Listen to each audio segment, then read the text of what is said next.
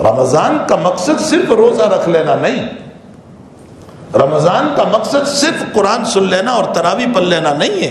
یہ غلط سمجھ رکھا ہے ہم نے. یہی غلطی کی بنیاد ہماری یہ ہوئی کہ جہاں رمضان ختم ہوئی ہے، عید کیا ہوئی ہے کہ ہماری فجر غائب ہو جاتی ہے. کل تک ہم ساری فجر پڑھ رہے تھے پورا مہینہ، کل تک ہماری ظہر ہو رہی تھی، عصر ہو رہی تھی، مغرب ہو رہی تھی، عشاء ہو رہی تھی، بڑی پابندی سے ہم نماز کے پابند تھے، قرآن پڑھ رہے تھے. یہ اچانک کیا ہو گیا کہ شوال کا چاند طلوع ہوا اور ہماری فجر غائب ہو گئی؟ کیا ہو گیا؟ وجہ اس کی یہ ہے کہ ہم نے رمضان کا مقصد نہیں سمجھا. رمضان کا مقصد صرف نماز، روزہ اور زکوٰۃ اور تراویح نہیں ہے. رمضان کا مقصد اللہ رمضان دے کر اپنے بندوں کو ولایت دینا چاہتا ہے.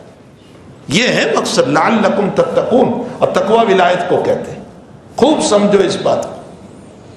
اور میں نے اور آپ نے اگر رمضان کے ان اعمال سے ولایت کو لے لیا، تقوی کو لے لیا، تو پھر 11 مہینے کا مسئلہ نہیں ہوگا، ساری زندگی بہترین چلے گی. پھر پوری زندگی سب سے اچھی چلے گی. پھر ہماری زبان غلط نہیں چلے گی جیسے رمضان میں نہیں چلی. پھر ہماری آنکھوں میں حیا کا سرما ہوگا، ہم بے حیائی کے کام نہیں کریں گے جیسے رمضان میں بچایا تھا. پھر ہمارا دماغ اور دل غلط نہیں سوچے گا جیسے رمضان میں بچایا تھا. پھر ہم غیبت، جھوٹ، بغض، عداوت، نفرتوں سے اپنے دل کو صاف ستھرا رکھیں گے جیسے رمضان میں بچایا تھا. یہ ہمیشہ کا کیوں ہو گیا؟ یہ ہمیشہ کا اس لیے ہو گیا، اس کی وجہ یہ ہوئی کہ رمضان میں جیسے شریعت نے کہا ویسے کیا تو اللہ نے شان ولایت عطا فرما دی، اور جب ولایت دے دی تو اب ولی کو اللہ اپنے فضل سے بچایا کرتا ہے. یہ حقیقت ہے اس کی. اور رمضان کتنی بڑی دولت ہے. علامہ ابن قیم رحمۃ اللہ علیہ نے لکھا ہے کہ اگر مردے کو زندہ کر کے پوچھا جائے کہ تمنا بتاؤ، فرمایا مردے کی کوئی تمنا نہیں ہوگی سوائے ایک تمنا کے کہ ہمیں رمضان کی ایک رات نصیب ہو جائے، اور کوئی تمنا مردے کی نہیں ہوگی. یہی ایک تمنا ہو، وہ یہ کہے گا رمضان کی ایک رات نصیب ہو جائے. آپ دیکھیں نبی اکرم صلی اللہ تعالیٰ علیہ وسلم کی دعا پر اگر ہم غور فرمائیں، بارک لنا فی رجب و شعبان وبلغنا رمضان، آخر حضرت یہ دعا کیوں پڑھتے تھے؟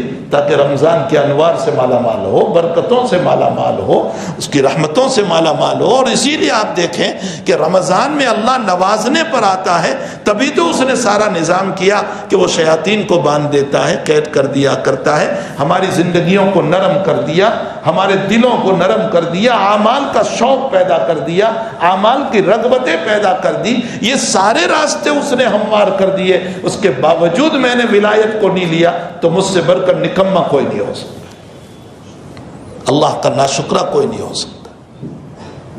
بلغنا رمضان کا یہ مطلب نہیں ہے کہ فنی فالودہ تک پہنچ جائے، سموسے اور بریانی اور کھانے پینے تک، یہ مطلب نہیں ہے. اس کے انوارات، اس کے برکات جو اللہ تعالیٰ کی طرف سے خصوصی طور پر رمضان مبارک میں نزول ہوتا ہے، وہ ہمیں نصیب ہو جائے. اس لیے حضور پاک صلی اللہ تعالیٰ علیہ وسلم یہ دعا پڑھا کرتے تھے. تو میرے بھائیو،